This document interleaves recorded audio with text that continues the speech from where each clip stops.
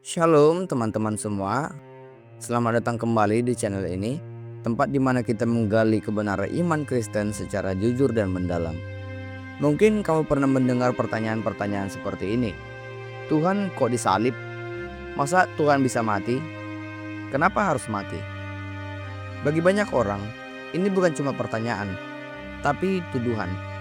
Bahkan jadi alasan untuk menolak iman Kristen. Dan kalau jujur, mungkin kamu sendiri pernah bertanya hal yang sama. Hari ini, kita tidak akan menghindar dari pertanyaan-pertanyaan sulit itu. Kita akan menghadapi langsung dengan hati terbuka dan dasar firman Tuhan.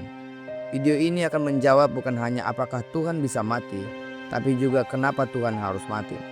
Dan di akhir video ini, kamu akan melihat bahwa di balik salib itu ada kasih yang sangat luar biasa besar. Yuk, mari kita mulai. Kalau Yesus itu Tuhan, kenapa harus mati? Kenapa nggak pakai cara yang lain? Bahkan ada yang bilang, Tuhan kok disalib? Masa Tuhan bisa mati? Buat banyak orang, ini jadi batu sandungan. Tapi justru di sanalah letak keindahan iman Kristen. Video ini bukan cuma akan menjawab apakah Tuhan bisa mati, tapi juga kenapa harus mati. Yang pertama, kenapa harus mati? Kita akan mulai dari dasar. Kenapa Yesus harus mati? Karena di dalam Roma 6 ayat 23 dikatakan, upah dosa adalah maut. Dosa bukan cuma kesalahan kecil, tapi pelanggaran terhadap Allah yang kudus. Dan keadilan Allah menuntut hukuman. Tapi di sisi lain, Allah juga penuh kasih. Jadi bagaimana caranya kasih dan keadilan bisa berjalan bersama? Jawabannya adalah harus ada yang menggantikan kematian manusia itu. Karena manusia yang telah berdosa telah ditetapkan untuk menerima hukuman mati atau maut. Dan Tuhan tidak ingin manusia mengalami hukuman yang mengerikan itu. Dosa sama dengan hutang nyawa. Sementara untuk menembusnya harus menggunakan nyawa yang tidak berdosa. Dan semua manusia di bumi telah jatuh ke dalam dosa. Dan tidak ada manusia yang bisa menebus hutang nyawa itu karena mereka juga berhutang. Maka Tuhan melakukan suatu intervensi dengan menjadi manusia.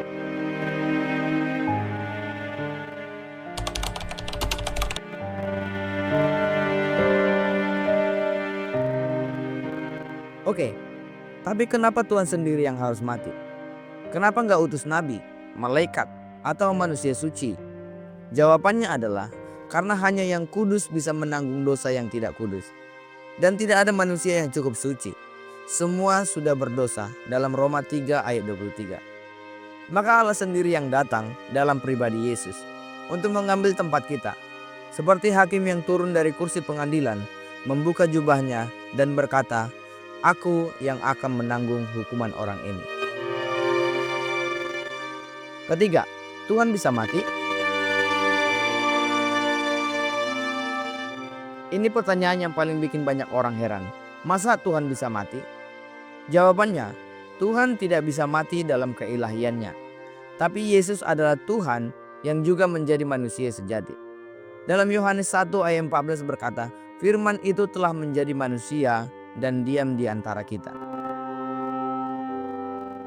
Sebagai manusia, Tuhan Yesus merasakan lapar, sedih, sakit, dan bahkan mati. Tapi keilahiannya tidak pernah mati. Inilah keunikan iman Kristen. Tuhan tidak hanya menonton dari surga. Dia ikut masuk dalam penderitaan manusia. Dan lebih daripada itu, Tuhan mengalahkannya. Yang keempat, salib bukan kekalahan, tapi kemenangan. Buat dunia, salib itu adalah simbol kehinaan. Tapi bagi orang percaya, salib adalah puncak kasih Allah. Dalam 1 Korintus 1 ayat 8 berkata, salib adalah kebodohan bagi mereka yang akan binasa. Tetapi bagi kita yang diselamatkan, salib adalah kekuatan Allah. Kalau Yesus tidak mati, kita tidak bisa diselamatkan. Dan kalau Yesus hanya mati tanpa bangkit, maka dia hanyalah tokoh tragis. Tapi kabar baiknya adalah Tuhan Yesus bangkit. Dia mengalahkan maut dan menunjukkan bahwa dosa dan kematian tidak punya kuasa lagi atas kita. Yang kelima, apa artinya untuk kita?